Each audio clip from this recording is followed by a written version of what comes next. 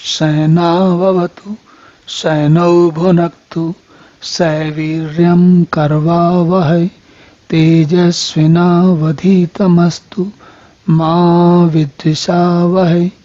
ओम शांति शांति शांति। हरि ओम।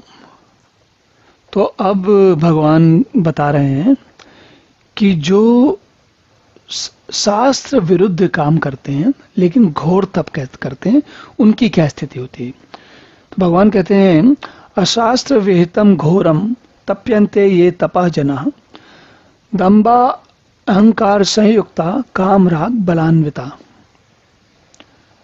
तो भगवान कह रहे हैं कि जो मनुष्य शास्त्र विधि से रहित केवल मन कल्पित घोर तप को तपते हैं तथा दंभ और अहंकार से युक्त एवं कामना आसक्ति और बल के अभिमान से भी युक्त हैं, वो लोग कहाँ पहुंचते हैं इसके बारे में भगवान आगे बताते हैं। तो लेकिन ये जो लोग हैं ये कैसे हैं, जरा थोड़ा समझते हैं पहले इनको। आप सोचेंगे कि ये जैसे ऐसे कौन लोग हैं जो शास्त्र विधि से रहित और मना कल्पित घोर तप को तपते हैं। देखिए अभी तक गीता में जो कुछ जितनी शिक्षा दी गई, जो बताया गया, वो क्या है, विभिन्न प्रकार से मनुष्य को क्या करना चाहिए और क्या नहीं करना चाहिए उसके बारे में भगवान ने बताया।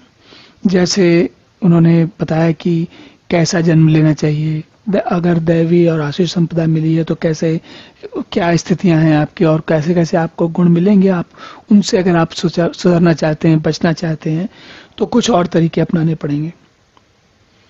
तो शास्त्र विधि का मतलब ये है कि जब सही दिशा मिले। अब आप सोचेंगे ऐसा कौन है कि जो तप भी कर रहा है और सही दिशा भी नहीं मिली उसको, ऐसी कौन सी परिस्थिति होती है।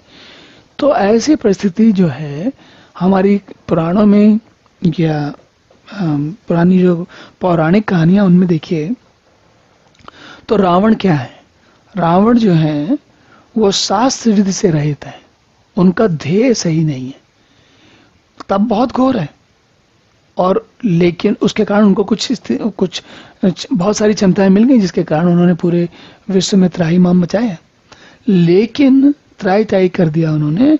लेकिन उनके साथ समस्या है रावण को, क्योंकि शास्त्र विधि से रहित थे, इसलिए वास्तविक स्थिति उन्होंने परमात्मा को जानने की स्थिति नहीं हुई।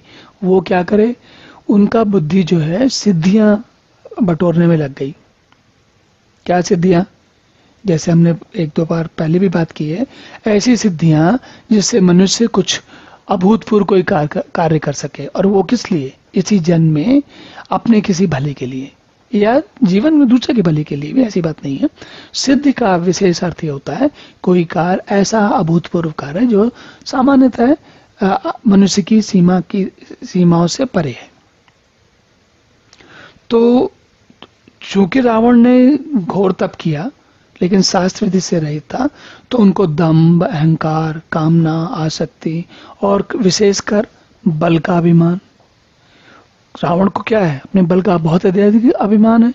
तभी तो जब हनुमान जी जब उनके उसमें सभा में जाते हैं तो पहली बार क्या होता है, पहली बार स्थिति यह है कि रावण को उस वक्त नहीं समझ में आ रहा है, इतने बल का अभिमान है कि उनको ये समझ में नहीं आ रहा कि हमको इनके सामने ये कोई विशेष हैं और इनके सामने हमें क्या करना चाहिए।